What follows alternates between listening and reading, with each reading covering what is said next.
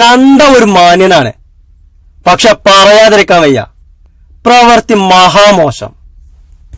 സ്വന്തം എച്ചിനല്ലേ നിങ്ങൾ അയാൾക്ക് കൊടുത്തത്? ഇതിന് നല്ലതൊന്നും കൊടുക്കാതിരിക്കലായിരുന്നു. പറ്റോ പൂച്ചൊന്നല്ലോ, അത് ഒരു മനുഷ്യനല്ലേ. നിങ്ങൾ അച്ഛന്റെ പ്രായം കാണില്ല അയാൾക്ക്. ഹലോ, ഒരു ഫുൾ ബിരിയാണി, ഒരു നേരത്തെ ആഹാരം വാങ്ങിച്ചു കൊടുത്തൂടെ ഒരാൾക്കെങ്കിലും? കഷ്ടം.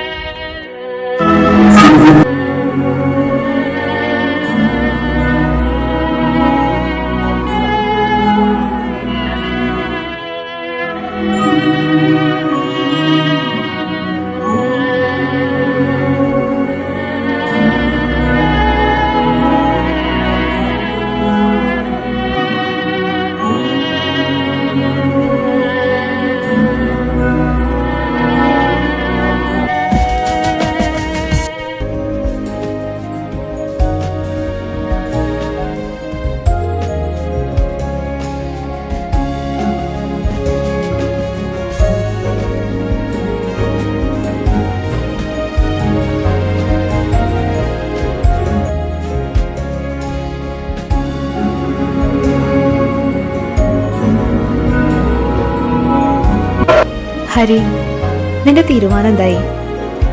ഇത് നമ്മുടെ ജീവിതമാണ്. ഇക്കാര്യത്തിൽ വളരെ പെട്ടെന്ന് നമ്മളൊരു തീരുമാനം എടുത്തേ പറ്റൂ. എന്റെ തീരുമാനം അത് ഞാൻ നിന്നോട് പറഞ്ഞല്ലോ. ഞാൻ പറഞ്ഞ വാക്കിന്റെ ഒറ്റ ബലത്തിലാണ് കോടിക്കണക്കിന് രൂപ മുടക്കി അമേരിക്കയിൽ ഒരു ആശുപത്രി തുടങ്ങിയത്.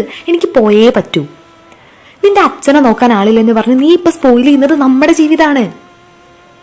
നീ ഇപ്പൊ നിന്റെ അച്ഛന്റെ പഴയ ഹരിക്കുട്ടനല്ല, ഡോക്ടർ ഹരികൃഷ്ണനാണ്. ഇതൊക്കെ നിന്റെ അച്ഛനും മനസ്സിലാക്കണം. ഇത്ര എനിക്ക് പറയാനുള്ളൂ. നീ ഡോക്ടർ ശാരിക മാത്രമല്ല, എന്റെ ഭാര്യയും എന്റെ അച്ഛന്റെ മരുമകളുമാണ്. അത് നീയും ഓർക്കണം. ഹരി, അച്ഛനെ നമുക്ക് ഏതെങ്കിലും വൃദ്ധസദനത്തിലാക്കാം. ഇല്ല, എനിക്ക് ഒരിക്കലും എന്റെ അച്ഛനില്ലാതെ ജീവിക്കാൻ കഴിയില്ല.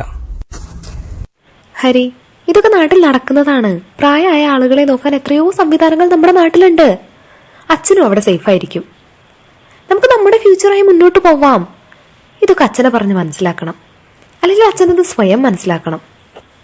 ശാരി, പ്ലീസ്, നീ എന്നൊന്ന് മനസ്സിലാക്ക്. ഹരി കൂടുതലൊന്നും പറയണ്ട. നീ പതുക്കെ സംസാരിക്ക്. അച്ഛൻ എങ്ങാനും കേട്ടാൽ? അച്ഛൻ കേൾക്കട്ടെ.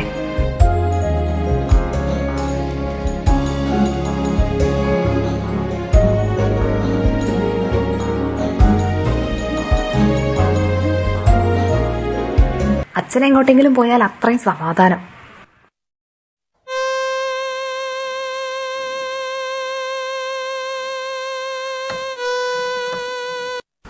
എന്താ ഡോക്ടറെ? ഞാൻ ഡോക്ടറെ അടുത്തൊരു ചികിത്സ തേടി വന്നാണല്ലോ. ഇപ്പോൾ ഡോക്ടറെ കണ്ടപ്പോൾ ഡോക്ടർക്ക് ചികിത്സ വേണ്ട അവസ്ഥയാണല്ലോ. എന്ത് പറ്റി? ഞാൻ ഈ ലോകത്ത് ഏറ്റവും കൂടുതൽ സ്നേഹിക്കുന്നത് എന്റെ അച്ഛനെയാണ്. എന്റെ അച്ഛൻ